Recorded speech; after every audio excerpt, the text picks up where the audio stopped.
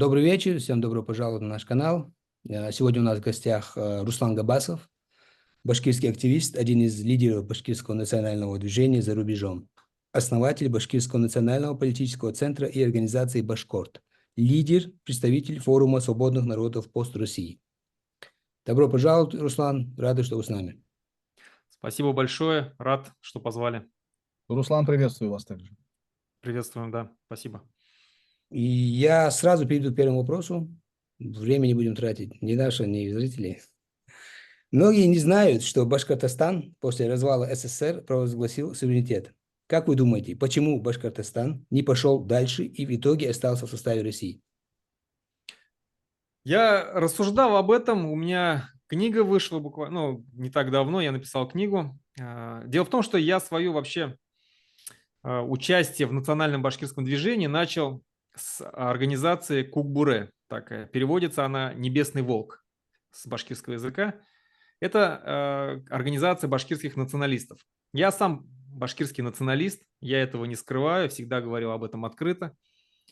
Но в нашем понимании башкирский националист – это совершенно не то, о чем как бы говорят с российских вот этих пропагандистских каналов. Для нас националист – это человек, который любит свою нацию, свою родину, свой язык, свою культуру, но не считает ее выше других, не унижает другие народы, просто любит свою. Вот. Это как я вашу маму уважаю, но свою маму я люблю больше, примерно так. Вот. Начал вот с этой организации, там я был заместителем председателя, потом с этой организации мы вышли со своими друзьями, основали организацию «Башкорт». И вот с тех пор как бы я в национальном движении уже совершенно большое время. Вот. И я в своей книге Кукбуре описывал, как я делился, не только делился своим прошлым, да, как вообще происходила вот эта движуха вся в организации Кукбуре, но и своими мыслями по тем или иным вопросам, по историческим каким-то тематикам. Вот я рассуждал о том, почему у Чечни не получилось и почему вообще мы снова вернулись в империю. Я считаю, что если бы мы, Башкортостан и Татарстан, поддержали бы Ичкерию тогда на тот момент и заявили бы тоже о своей независимости, безоговорочной, без всяких условий.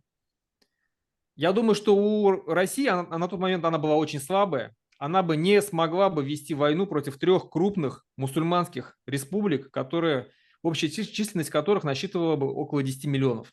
То есть 1,5 миллиона башкир, 1,5 миллиона чеченцев и около 6 миллионов татар, если по всей России, да, вот. Но не смогла бы она, у нее не хватило бы сил. Она бы пошла бы на переговоры. И сегодня я думаю, что мы бы уже жили бы совершенно в другой стране. Либо мы были независимым государством, либо мы жили бы, наверное, в какой-то конфедерации, как минимум. Вот. Поэтому почему не пошли? Потому что купили. Купили наших руководителей, купили Муртазу Рахимова, нашего президента Республики Башкортостан, купили Ментимира Шаймиева, президента Татарстана. То есть с ними смогли договориться, дали им все, что они хотели на тот момент, но все это быстро забрали. Уже с приходом Путина у нас все отняли. Поэтому это очередной раз доказывает, что вот этой империи вообще верить нельзя. Ну и, соответственно, так Ичкерия осталась одна на один, хотя она даже выиграла Первую войну, но все равно в итоге проиграла. Ну вот так бы, наверное, коротко ответил бы на ваш вопрос. Очень, То есть банальная коррупция, банальная жадность, банальное поставить свое выше интересов целого народа. Тут я бы даже сказал трусость. Трусость, когда ты не можешь видеть далеко наперед. Ты думаешь, что Бога за бороду схватил, и что сейчас ты все имеешь для себя. То есть, надо признаться, что на тот момент, после 70-летия Советского Союза, они не видели больших таких свободных возможностей, свободы такой, которая свалилась на них. Поэтому они именно вот одурели от той свободы, которая им досталась, от тех возможностей, которые у них появились в руках. Надо же признаться, что как бы вот чем купили? То, что позволили все предприятия Республики Башкортостан чтобы они остались в собственности Республики Башкортостан. То есть ее перевели в собственность республики, и Муртаза Рахимов владел всем башкирским ТЭКом, топливно-энергетическим комплексом, Мгм. Башнефтью, вот этим вот, всеми предприятиями, а Республика Башкортостан достаточно богатая на предприятия вообще и на природные ресурсы республика. Ну вот, Не трусость осознавали. потерять все это, да, думать, что вот сейчас как бы мы, все у нас есть, и мы сможем жить, а на самом деле, как выяснилось, под Москвой жить невозможно. Не осознавали, насколько больше возможно, да, на тот момент. При приватизации, когда вот остались все эти предприятия Башкортостану, они посчитали, что это уже и есть, в принципе, предел, да, того, что возможно. Они, наверное, я думаю, что просто не извлекли, это были не историки у власти, это были просто вчерашние коммунисты, партократы. Вот, Мгм. они не учли историю того, что Россия всегда обманывала. Всегда заключала договор. Вот я напомню, что наши башкиры, мы заключали 3 раза договор. Первый раз башкирские племена, рода заключили с Иваном Грозным договор. Ну, там часть была завоевана, часть заключила договор. Через некоторое время договор этот был нарушен в одностороннем порядке, наши земли начали захватываться. Потом наш лидер в 1917 году Заки Валиди заключил договор с Лениным, соглашение о признании нашей республики, Башкирской республики, вообще республикой, да, о ее признании. И у нас были определены определенные полномочия, там достаточно большие. Через год Ленин этот договор нарушил в одностороннем порядке, урезал все наши полномочия, арестовал многих наших деятелей и так далее. Заки Валиди был вынужден бежать. Третий раз это вот Муртаза Рахимов подписывал с Ельциным договор, вот этот вот в 92 году сперва учреждение, которое Чечня не подписала. Вот. И в 94 году там еще дополнительный договор был подписан. И с приходом Путина этот тоже договор был в одностороннем порядке нарушен. Вот, не извлекая уроков из истории, то есть они понадеялись, что в этот раз все будет по-другому, но как видим, что нет, ничего не меняется. Руслан, вы, так как и мы, сторонник деколонизации России, да, и в последнее время эта тема очень сильно закрутилась в интернете, очень много реакций, и очень многих так называемых хороших русских показали свое нутро, высказав свое мнение по этому вопросу. Я бы хотел задать такой интересный вопрос, такой аргумент, который часто звучит, который вот меня, например, максимально ну, триггерит, да, вы, наверное, его слышали, и мне хотелось бы ваше мнение по этому вопросу услышать. Такой вопрос, который русские империалисты часто задают. Как быть с огромным количеством русских людей, проживающих в республиках, которые хотят деколонизироваться и обрести свою независимость? Что бы вы ответили на этот вопрос? Я считаю так, что, во-первых, все эти русские появились на наших землях в результате колонизации этого края. Мы их никто не приглашали сюда. То есть вот, ну, не было такого, чтобы вот там какое-то обращение там было к русскому народу от башкир, там приезжайте на наши земли, заселяйте ее, помогайте ее развивать, ничего подобного. Было насильственное заселение наших земель, и дошло даже до того, что на сегодняшний момент официально, хотя я думаю, что это не так, но официально русских стало даже больше, чем башкир на сегодняшний момент на территории республики. Многие башкирские земли сегодня не входят в республику Башкортостан. Это вся Челябинская область, это часть Оренбургской области, часть там Свердловской области. Ну вот, это весь так называемый исторический Башкортостан. Хотя там вся топонимика башкирская, реки, озера, там названия городов и так далее. Вот. Что для этого понимать, что будет с русскими в будущем независимом Башкортостане, надо смотреть уже перед нами есть примеры. 33 года назад 15 бывших союзных республик получили независимость. Я нигде не видел, чтобы русских где-то гнали. Если бы это было бы, то я думаю, что там Россия быстро вмешалась бы, да? Вот. Но на самом деле этого не было. То есть в большей степени это было инспирировано, раздуто и так далее. Казахстан, я напомню, что на момент в 1989 году по переписи было 39%. 51% это было русскоязычного населения там. Это русские, украинцы, белорусы, немцы. Вот, 51%. Казахов было 39%. Куда они все дели? Они сами начали уезжать. В основном начали уезжать те, которые были недовольны или не согласны с тем, что теперь казахи, там, туркмены, литовцы получили независимость и стали строить свое национальное государство. Равные права, да?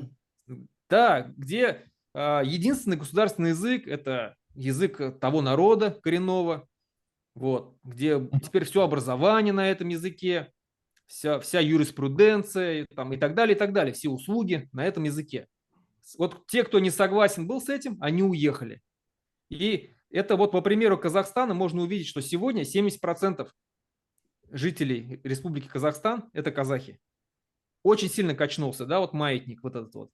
И здесь будет то же самое. Те, кто не согласен будет, они уедут. Те, кто будет согласен строить дальше будущее в независимом Башкортостане, они останутся. Те, кто связывает будущее своих детей, внуков и так далее. У нас есть проект свой будущего независимого Башкортостана. Мы там все расписали, как мы видим его. И у нас по этому проекту единственный язык будет государственный, это башкирский язык, но русскому языку будет дан статус официального языка межнационального общения на 30 лет. На 30 лет почему? Потому что на сегодняшний момент русский язык, он, ну, вот, скажем, задавил настолько наш башкирский язык, что он полностью доминирует в республике во всех сферах. Куда ни взглянь, вот как я сказал, там, приходишь в больницу на русском языке, приходишь там к адвокату на русском языке, политики выступают с телевизора на русском языке. В школах еще 20 лет назад у нас были предметы алгебра, геометрия, химия, физика на башкирском языке, сегодня этого нету. Потому что ЕГЭ сдавать можно только на русском языке. Соответственно, родители, чтобы подготовить своих детей, вынуждены всех отдавать в русскоязычные школы. И вообще сами школы перевелись до 5 класса. На башкирском языке изучается, дальше все переходится на русский язык, чтобы детей подготовить к сдаче ЕГЭ. Так вот, для того, чтобы башкирский язык вновь стал доминировать, для этого в течение 30 лет будет подготавливаться целое поколение детей, которые с детского сада, заканчивая институтом, окончив институт, будет все на башкирском языке. Вот когда целое поколение выйдет, подготовленных специалистов, медиков, юристов, экономистов, инженеров и так далее, тогда мы русский язык отменим. Вот, как бы так. А так у нас будет и русские школы, и татарские школы, потому что у нас татарского населения много проживает, и чувашские, и марийские. С 1 по 11 класс, пожалуйста, учитесь. Как сейчас здесь я в Литве живу, здесь есть русские школы, белорусские школы, польские школы. Нормально. Вот так русскому населению ничего не угрожает. Мы не собираемся никого гнать или резать.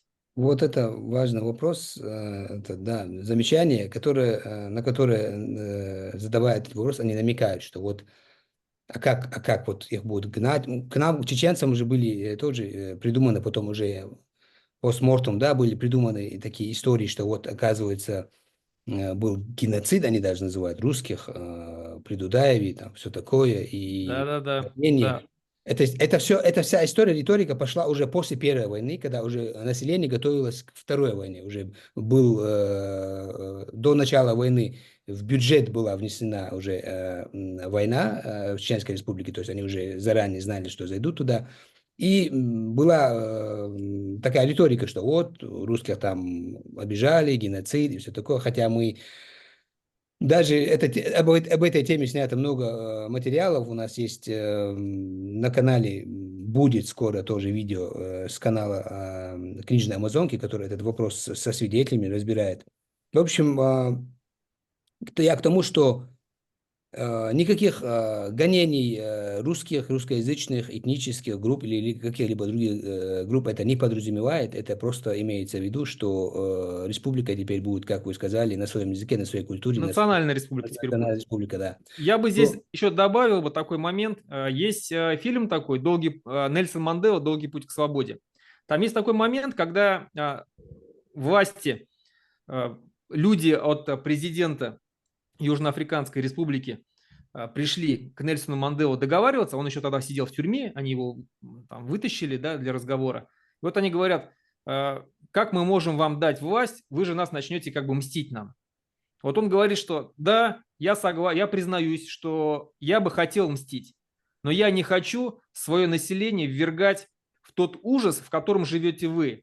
Вы с нами, вот вы с нами, говорит, делали то же самое, чего боитесь от нас.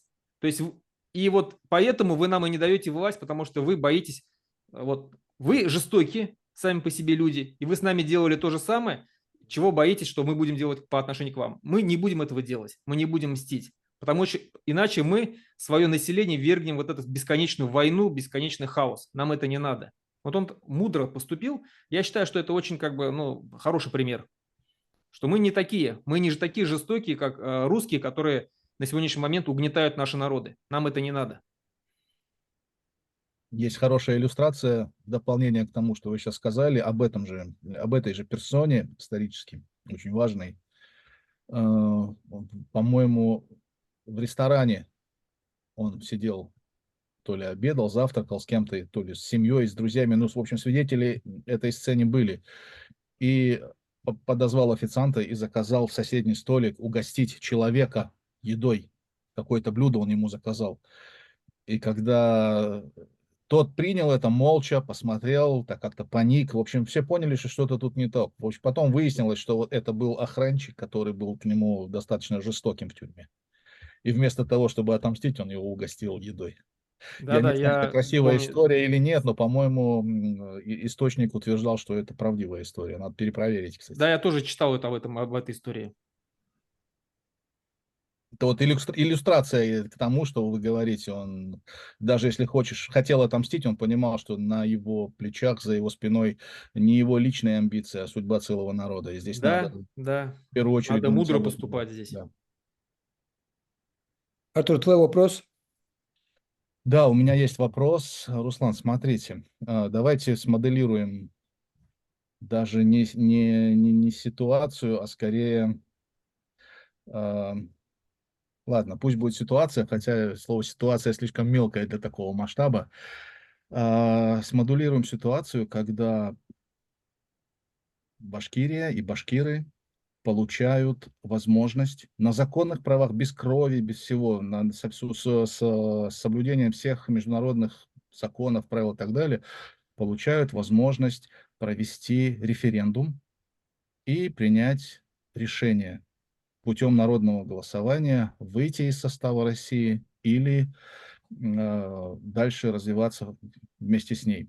Как вы думаете, какое бы решение сегодня принял бы народ, остался бы с Россией и не спрашивал бы, как он туда попал, в этот состав, какой кровью, какой ценою, какую цену заплатил ваш народ за то, что он вот так вот живет под этим гнетом.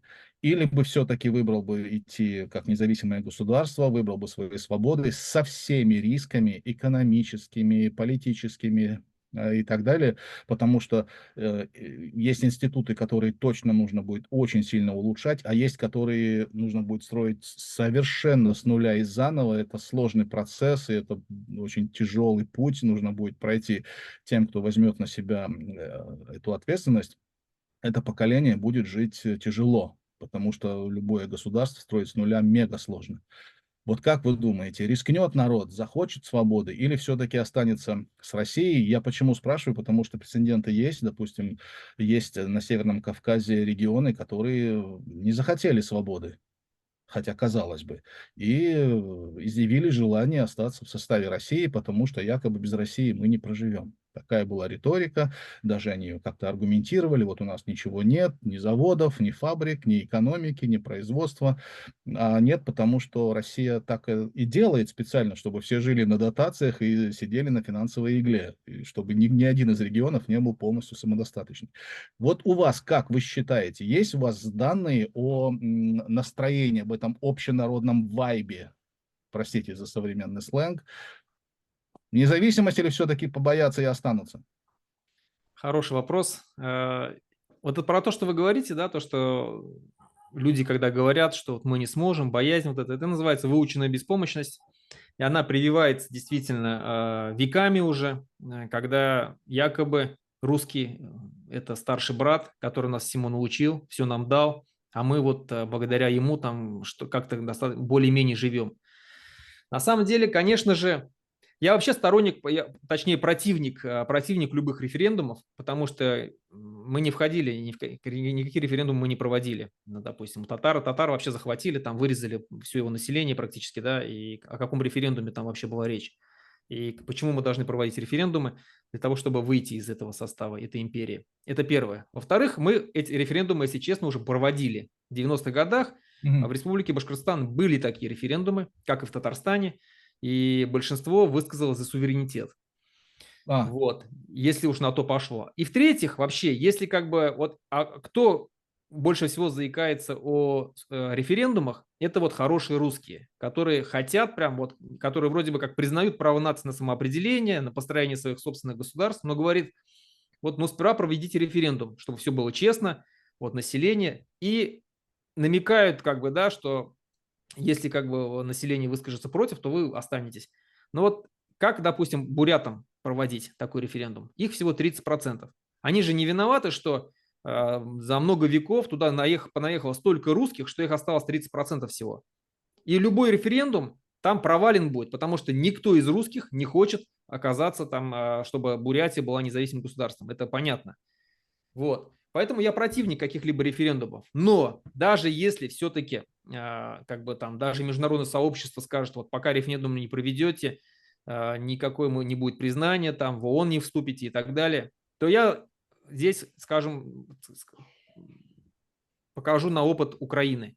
В Украине референдум провели не сразу, провели через несколько лет после долгого объяснения народу, раскрытия архивов, объяснения исторических вообще каких вот трагедий, которые происходили с этим народом, причин, почему они оказались в этой империи, как все происходило, сколько жертв было, да, вот после долгих лет через объяснение по телевизору, раздача каких-то материалов, приглашение экспертов, опросы населения, там, объяснение, проводение каких-то конференций, съездов и так далее.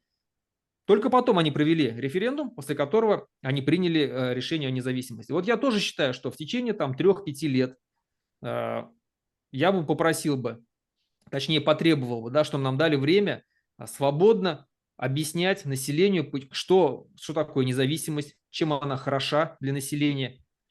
Вот. А уже потом проводить такой референдум.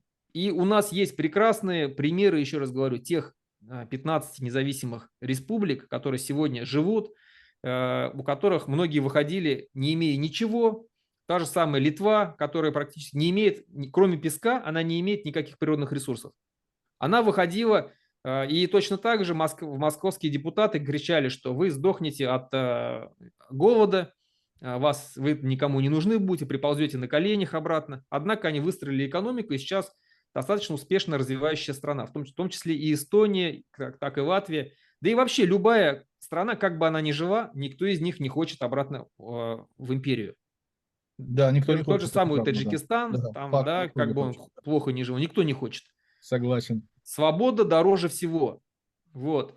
Поэтому только после разъяснения действительно всех прелестей независимости и ужасов нахождения в этой стране, сколько мы всего потеряли, как нас грабили, как нас уничтожали, пожалуйста, после этого может быть. Но я вообще сторонник, чтобы никаких референдумов, без каких-либо условий, сразу независимость.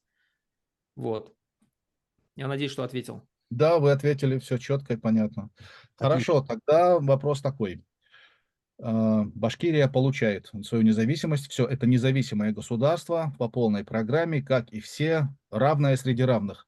Какой бы вид политического управления, устоя вы бы видели там? Что это? Это шариат, это демократия, вот что?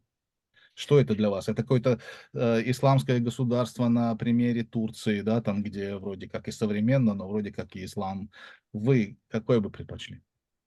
Как я сказал до этого, у нас уже есть проект будущего независимого Башкортостана, и по этому проекту наша республика является светским государством, мы видим ее светским государством, парламентская республика, не президентская, а парламентская. Почему? Потому что у башкир это, ну, скажем так, в культуре принимать совместные решения. Раньше наши, скажем, вожди, бии собирались на Курултае, на Яины, так называемые съезды, и где решались вопросы сообща о мире, войне, разделе земли и так далее, ведении переговоров. И я считаю, что парламентская республика, форма правления для нас более, скажем так, ну, исторически близка. И вообще, как пример, мы видим Турцию до правления Эрдогана. Это парламентская Турция, где есть, допустим, курдская партия, которая вроде бы как бы враги, которая воюет, но она представлена в парламенте, она имеет там какие-то полномочия, право голоса и так далее, отстаивать права своего народа. Вот. Почему? Потому что, как я сказал, у нас в Республике Башкортостан многонациональная, много народов живет. Вот. И я думаю, что у всех народов есть свои интересы. Мгм. Вот. А парламентская республика, светское государство, религия отделена от государства. Но в то же время ислам – это основная религия республики, где 2/3 населения исповедует ее, считают себя мусульманами. Это башкиры и татары. Мы являем в общей сложности у нас 2/3 населения. Ну вот как-то так. Мгм. Ну, я с радостью отметил, что у нас много общего в этом. Я Мы тоже, тоже, да, мы тоже сценарий за светское абсолютно. государство, мы за демократию, за интеграцию, ну или как минимум очень тесного и сотрудничества и в экономике, и политике с Европой. То есть также парламент, конечно, да. То есть тут мы Ну, с вами прям... мы с Европой, конечно, тоже с удовольствием готовы сотрудничать, перенимать какие-то инновации, там, открывать бизнес для них. Но у нас еще есть другой близкий друг, это тюркские государства. Мы сами, потому что тюрки. И вот сегодняшнее вот это вот объединение тюркских государств, содружество тюркских государств, которое образовалось, я думаю, что мы туда обязательно войдем. Мгм, И вот сейчас уже приняли единый тюркский алфавит. Я думаю, что мы тоже будем к этому подключаться. Вполне возможно, что в будущем ну, что-то по типу вот какого-то тот Туран, о котором все говорят, да, возможно, он как-то осуществится, но имеется в виду, что это будет содружество тюркских государств, мгм, там, экономических, возможно, с единой армией, с единой, возможно, какой-то валютой или, ну, или нет, но в любом случае мы будем интегрироваться в тюркское, мгм. к тюркским народам, ну, одновременно, конечно же, и с Европой, и с Азией, со всеми будем сотрудничать. Руслан, вы немного забрали у меня этот вопрос, предопределили. Я как раз собирался задать вопрос на эту тему. Про Туран и про сплочение тюркских народов, и как вы видите, представляете ли вы себе какой-то союз тюркских народов после, скажем так, развала или деколонизации России? Возможно ли для вас и видите ли в этом позитив? То есть это был мой вопрос, но вы уже, по-моему, ответили на него. Ну, да, я считаю, что во-первых, мы уже настолько просто находимся в критической точке вообще своего существования как народов, башкиры, татары, мы очень сильно ассимиляция действует на нас, хоть мы еще и сопротивляемся, и в этом очень сильно помогает действительно ислам, потому что вот если сравнить, допустим, христианские народы, другие народы, таких как Мордва, не Мордва, марийцы, удмурты, эрзи, мокши, допустим, чуваши те же самые, хоть они и тюрки, они очень сильно ассимилируются, и в этом очень сильно играет религия, потому что общие имена, общая, скажем, там культура, да, вот, которая религия тоже играет на этом. Вот. Все-таки башкир, татары, мусульмане, являясь мусульманами, это очень сильно сдерживающий фактор. Вот. И, но все равно, так как мы находимся внутри России, на нас это действует очень сильно. Вот Кавказ в этом случае очень хорошо то, что он находится на окраине. Он на окраине, скажем, империи, да, и все равно туда вот эти вот ассимиляционные, интеграционные процессы, они не так сильно, как у нас со всех сторон, скажем, мы окружены вот этими вот территориями с подавляющим русским населением. Вот, и утеря языка, утеря культуры, утеря менталитета очень сильно это вот идет, этот процесс. И чтобы нам возродить, все-таки тюрки, они очень близки по языку, по культуре, по религии, по традициям. Я думаю, что нам обязательно надо будет, конечно же, интегрироваться вот еще раз в тюркское пространство, чтобы восстановить свой вот этот вот Мгм. менталитет, свой потенциал исторический. Вот. Это нам без этого никак, наверное. Вот наши языки сегодня, как я сказал, не развиваются, а вот языки тюркских народов, мало того, что они в численности увеличились все очень сильно, вот в 2 раза, в 3 раза некоторые, да, подняли свое население. Казахи очень сильно там поднялись население, а башкиры, они как были, так и осталось. Ну, мы восстановили свое население там до Голодомора, который нам искусственно устроили большевики. Мы потеряли половину населения, там осталось нас 700 тысяч, вот, а было 1,5 миллиона там в начале 20 века. 700 тысяч после Голодомора осталось, сейчас опять до 1,5 миллиона дошли, но это все, это вот предел. И сейчас начали немножко даже уменьшаться вот из-за этого вот. Хотя я думаю, что, может быть, там, конечно, и фальсификация есть в переписях. Ну вот, У нас немного другого рода проблема, к сожалению, дома, в Чеченской Республике тоже, да и вообще, по-моему, на Северном Кавказе в большинстве регионов эта проблема есть. Когда руководство России поняло, что не получается ассимилировать и обрусить так, как бы им хотелось, нас стали арабизировать. То есть у нас с этим сейчас все там очень серьезно. То есть у нас засилие вот этого всего арабского, и из нас пытаются сделать арабов. Это вот у нас такая проблема сейчас. Речь о радикализации, да, которая Да, я через понимаю. радикальный ислам, через это все у с нас нуля, просто, да, ну, можете себе нацелена. представить, маленькая Чеченская Республика, вот это маленький небольшой кусочек на карте, 1500 мечетей за последние, там, вот, сколько, 1,5 десятка лет, там, за лет 15. 1500. Это при том, что во всей огромной России их там 7 с чем-то тысяч. Вот представьте себе Я думаю, что когда у концентрацию. вас будет независимость, у вас все исправится. Это просто возможно, это какой-то такой ответ на, вот, на попытку вот этого вот давления, ассимиляции. Тоже в этом, ну, еще раз говорю, что это вот в этом, может быть, чеченский народ ищет возможность сохраниться как народ. Очень жаль, что он не ищет возможность сохраниться в своей собственной культуре, которая богатая, сильная и, собственно, и позволила чеченскому народу и быть этим чеченским народом, стойким, сильным и, будучи таким маленьким, стать таким громким, хоть и, к сожалению, последние несколько десятков лет с негативным ключом. Жаль, что не за это зацепились, а вот почему-то решили превращаться в бедуинов. Ну ладно, это уже тема для другого разговора. У меня к вам вот такой вопрос. А, Оппозиция. Оппозиция, которую сейчас представляют вот к нынешней действующей в России власти те же самые русские. Как сейчас все говорят, хорошие русские, мне не очень нравится этот термин, по-моему, так не бывает хороший, плохой. Тут при чем здесь А нация? когда говорят хороший русский, всегда в кавычки берут. Да, да, я понимаю, ну такой скользкий Это, термин, это очень с скользкий, таким да. со смехом говорится. Я просто ни у кого из оппозиции не услышал ни у одного четкого определения, что это вообще такое. Кроме, единственного, у Каспарова, он более-менее четко это формулировал, что мне понравилось.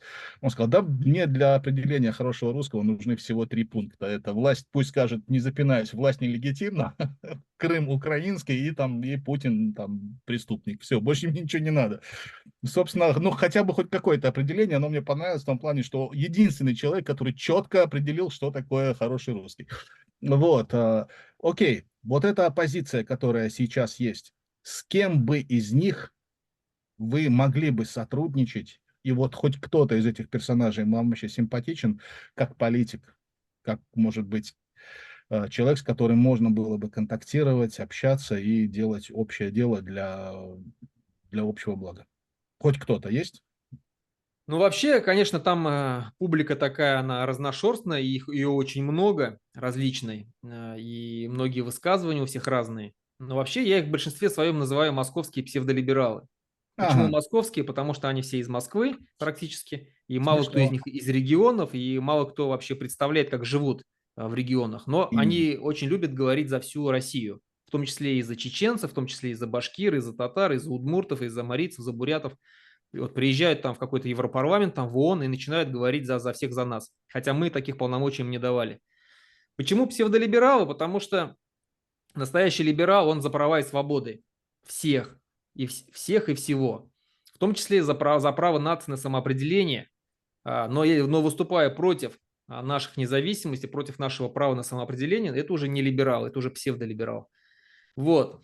А так у них есть люди, которые признают за нами право на самоопределение, право на построение своих собственных независимых государств, право на то, что русские не могут и не имеют права вмешиваться в нашу жизнь, что мы должны сами строить свои собственные государства, что Россия должна быть развалена, должен произойти распад государства, и потом переучреждение с теми, кто хочет этого, вновь объединиться, да, кто не хочет, пусть двигаются сами по себе. Это есть такие, как, допустим, Евгений Чирикова.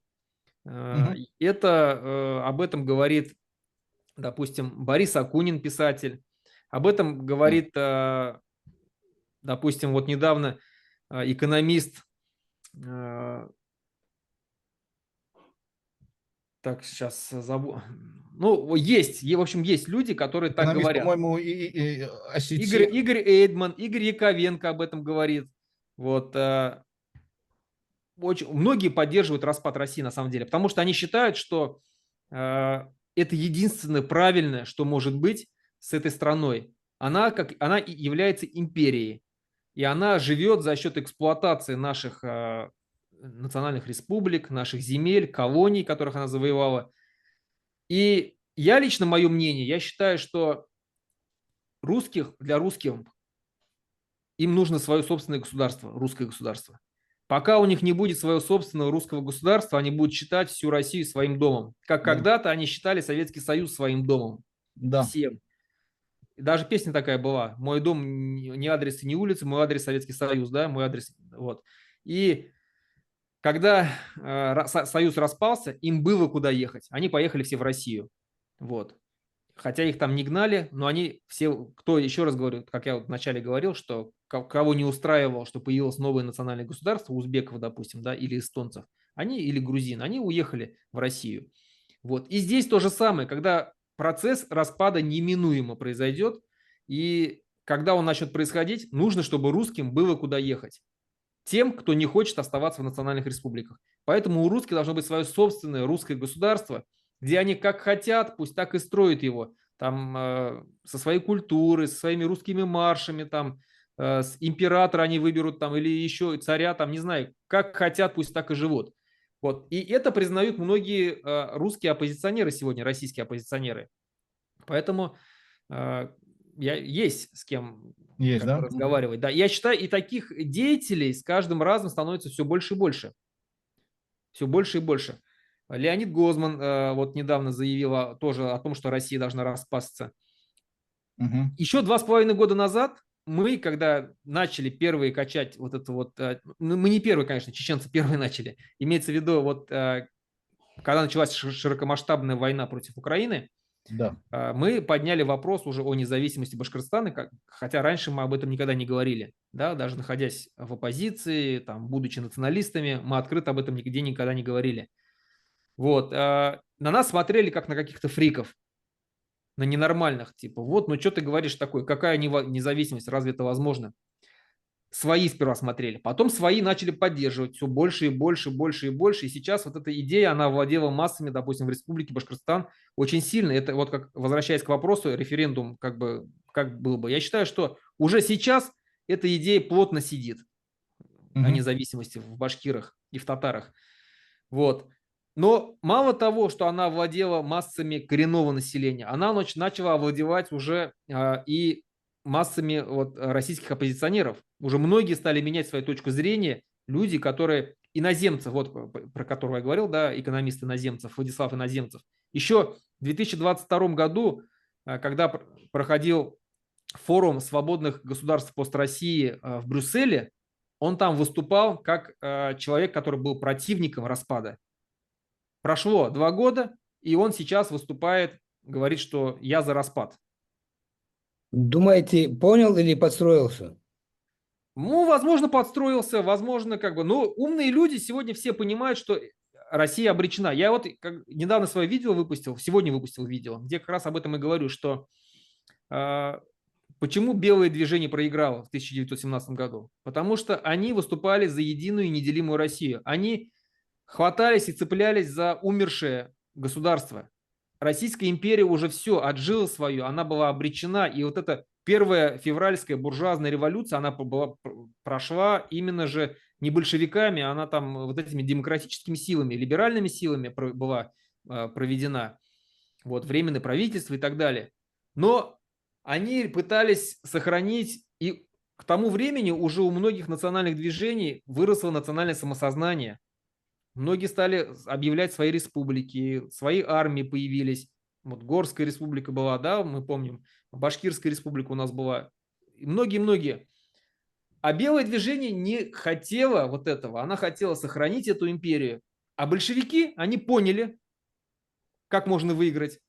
Они провозгласили право нации на самоопределение, начали заключать со всеми договора. Вот с башкирским правительством заключили договор. Правда, потом обманули, Обманули, да. но факт в том, что они поняли, как можно выиграть, пообещав много всем всего хорошего, и поэтому они на свою сторону переманили самую, скажем так, пассионарную часть населения империи, самых вот боевых, это вот народы России, переманили на свою сторону и этим самым выиграли войну. И сегодня те российские оппозиционеры, которые бьются за единую неделимую Россию, такие как Ходорковский, вот это Юлия Навальная, Да, Кац, там, да, сейчас Яшин об этом начал говорить, да. они мне напоминают вот этих вот белые движения тех Мгм. времен. Они обязательно проиграют, потому что они не понимают, что время России прошло.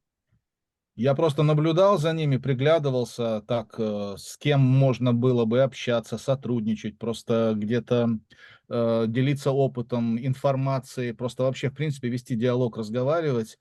И вот все вот эти основные персонажи, вот этот имперский экзамен провалили просто с треском. Просто с треском. И Навальная, и Ходорковский, и Яшин.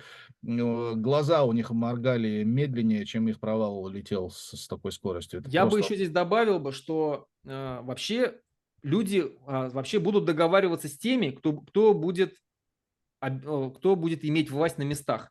Это вот как сейчас договариваются с Талибаном. Они конкретные хозяева в Афганистане.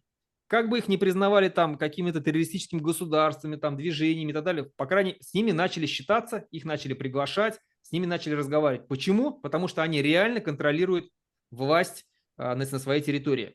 Здесь то же самое. Когда башкиры возьмут власть в свои руки в Башкортостане, чеченцы в Ичкерии, дагестанцы в Дагестане, в Якутии якуты, с ними будут договариваться. Не будут разговаривать с каким-то Яшиным там или с Юлией Навальной, которые не имеют на самом деле никакого влияния. Они просто думают там, что они имеют на самом деле влияние. Никакого влияния они не имеют.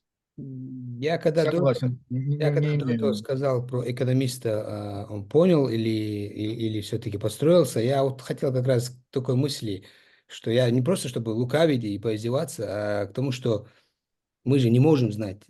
У нас есть опыт исторический, как мы договаривались с кем-то, вот белые, красные, которые пообещали, сыграли на этой карте национальной республики, потом кинули, да, обманули, как бы мы это ни называли.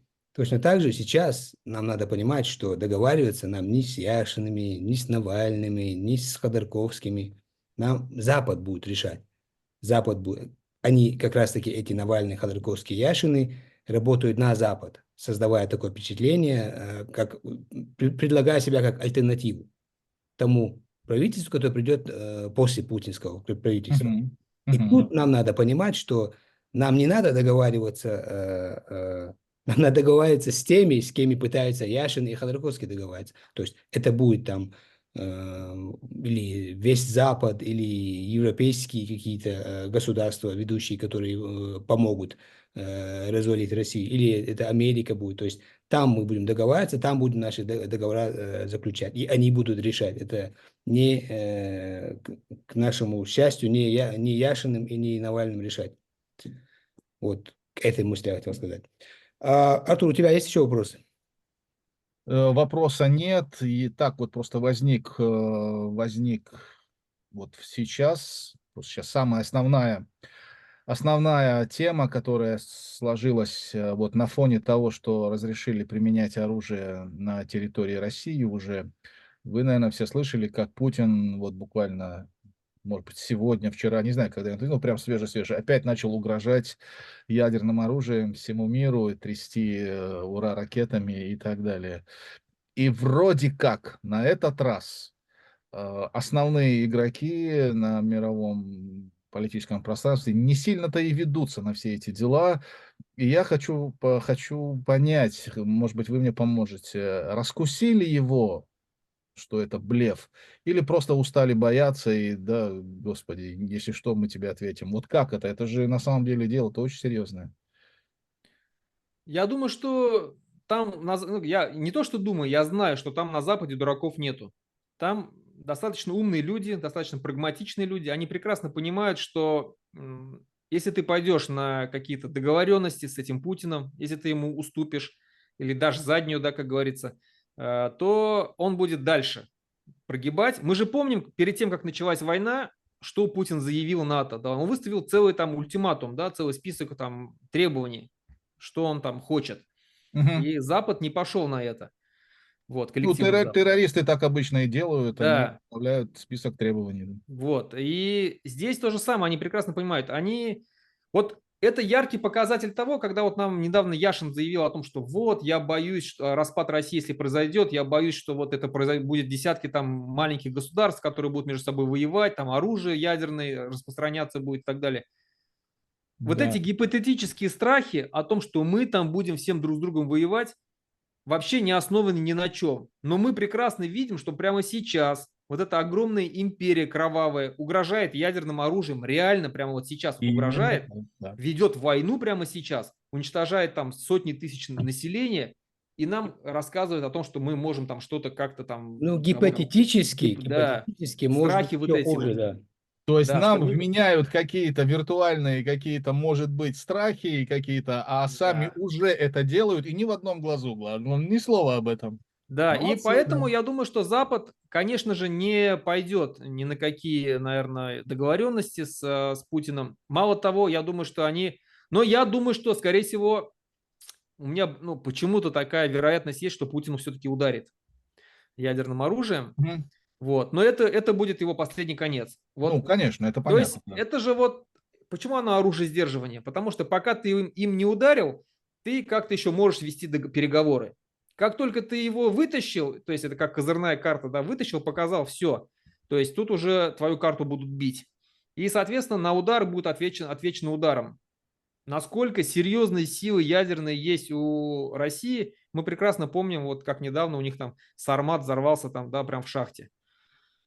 Сколько из них выстрелит, мы не знаем. Но я думаю, что Не, ну какая-то часть там выстрелит, какая-то само часть, собой, да. конечно же, может выстрелить, Да, и будет но это не нехорошо. будет вот такой вот прям апокалиптический удар, там всех против всех. Я думаю, что они попытаются сперва там по одну, что по Киеву, допустим, ударят, да, не дай бог, конечно, но Но это же вот. миллионы, это сразу Да, миллионы. да. И здесь я уже думаю, что НАТО просто уничтожит сразу все ядерные вот эти вот, все данные есть, где Есть, что да, это находится, правда. то есть Есть. все, то есть это придет Там конец, с конец подводными сразу. лодками сложнее, с остальным все есть, да. Да, уже никто не будет играть, заигрывать, тут просто поймут, что как бы надо добивать до конца. Поэтому Путин, возможно, вот попытается, но он уже все, он уже как загнанный в угол крыса, он Мгм. уже Мгм. либо ему вот идти до конца, до самого, и надеяться, что Запад сдаст назад, либо как бы, ну, проигрывать. Прятаться уже негде ему. Да, кстати, у нас в Это правильно. Башкортостане есть гора Янгантау, где находится бункер, который строился еще с советских времен. Там город на 200 тысяч жителей и защищен от ядерного удара. Вот это бункер Путина. То есть он там собирается. Поэтому мы там устроим всемирную охоту, облаву на него и сдадим его в Башкирам Гаагу. Приходите, надо, пожалуйста. надо Очень начать с того, надеюсь. что вы захватите этот бункер и лишите его это место отступления.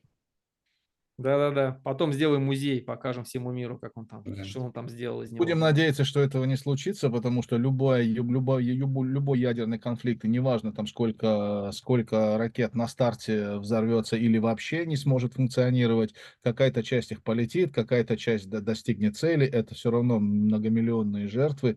Это я уже не говорю о последствиях, и экологических катастрофах, и заражению, и потом бесполезности окружающей Конечно, среды, конечно, я да. с этим согласен Да, то полностью. есть даже в моменте это катастрофа, а дальше это очень, очень долгий, Просто я долгоиграющий. почему говорю о Да, том, что конечно, не дай я бог. допускаю, что Путин может ударить, потому что я лично не верил, до последнего не верил, что он нападет на Украину. Руслан, я тоже, как и вы, допускаю абсолютно Но точно. Я уверен в том, что он на потому это что он, способен. вот Да, потому, только да, потому, что он напал на Украину и пошел на этот безумный шаг, я теперь да. понимаю, что ну, там, он один принимает все решения. Мы помним, как вот этот Совет Безопасности там униженно сидел там, да, и выслушивал то, Да, что Путин да, там да, диктовал. да.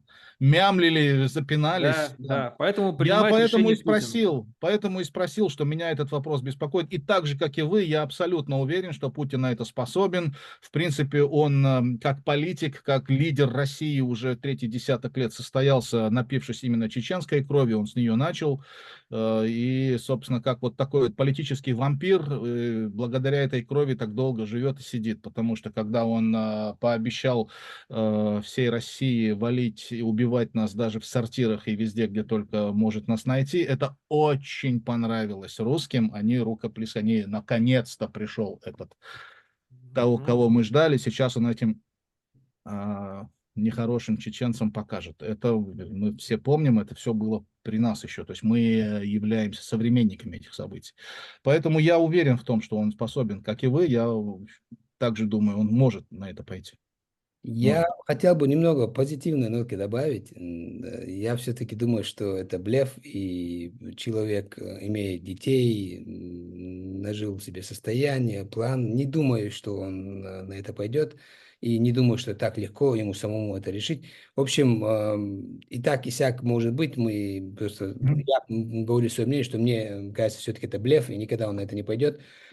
Я хотел бы на этом, возможно, закруглить наше интервью. Это был очень Может быть, интересно. может быть, у Руслана есть к нам вопрос какой-нибудь. Да, да, и Может быть, он хотел что-то узнать, прояснить, может быть. перед тем, как мы завершим Да. этот разговор, я хотел дать Руслану время сказать, может, он хочет что-то добавить или задать вопрос, или у него есть что еще высказать, что мы еще пропустили. Ну, я особо добавить, наверное, нечего. Я считаю, что а, Россия обречена как империя. Она в любом случае прекратит свое существование. Это предопределено. Это даже вот не то, что кто-то ее развалит, это просто ход истории, который невозможно остановить. Мы помним, как Джордж Буш старший приезжал в Киев, просил не отделяться от СССР, не объявлять о независимости, и через несколько там дней СССР развалился. И он никак не смог повлиять на это. То же самое было и с Российской империей, да, она развалилась. Вот эта империя, она постепенно разваливается. Сперва во время 17 года отделилась Финляндия, Польша, страны Балтии, которые потом вновь Сталин захватил. В 91 году еще 15 республик отделилось. И этот процесс, он идет. Для исторического, как историк, я просто говорю, что для истории, для исторического эпохи, это промежуток 100 лет, это очень маленький промежуток, 150 лет даже. Но мы увидим на своем веку полный распад этой империи. Я просто сейчас, что нам нужно очень сильно, это влиять на наше общество, доносить до наших жителей, потому что все будет решаться там, как я говорил, что мы, может быть, находясь здесь за границей, и даже не примем участие в становлении этих государств. Вполне Мгм. возможно, они будут и без нас. Вполне Мгм. возможно, тот же самый Кадыров, допустим, или наш Хабиров, глава республики сегодняшней Башкортостана, возможно, они придут к власти на какое-то время, узурпировав ее, там, захватив диктаторские, но Мгм. это уже будут независимые государства. И потом, через какое-то время, через переход вот этой диктатуры к какой-то более там другой политической системе, все равно процесс этот будет идти. Я просто Да, к я тому, понимаю, что да. Я просто к тому, что этот процесс все равно будет, и нам сейчас уже надо готовить свое население к тому, чтобы они не боялись, потому что многие действительно боятся, что вот они действительно пропадут там, и нам нужно просвещать население, нам нужно объяснять им, что на примере наших вот бывших союзных республик, на примере когда распалась Югославия, там вот это сегодня Словения, где Юлия Навальная говорила свои слова вот эти про деколонизацию. Это маленькая страна, которая еще недавно была колонией СССР, да, то есть в составе Югославии. Сегодня это прекрасное маленькое независимое государство, которое прекрасно развивается. Все получится у нас. Просто надо в это верить, надо просвещать население, надо двигаться к этому. Все будет хорошо. Согласен. Финляндия, все балтийские страны, Литва, Латвия, Эстония, Грузия, Азербайджан, Казахстан – это удачные примеры выхода из империи и существования как государства, да? Да, вот все страны Восточной Европы, которые, они все же были сателлитами СССР. Польша, Чехия, да, Словакия, Да. Болгария и так далее. Нормально живут, хорошо живут. Причем промежуток времени еще не такой большой. 33 года всего прошло. То ли еще будет. Поэтому нас ждут вообще большие, мы в очень хорошее время живем, я так скажу. Интересно. На наш век был и распад СССР, и еще будет распад России. Очень, Руслан, хочу, чтобы ваши слова были пророческими. Да?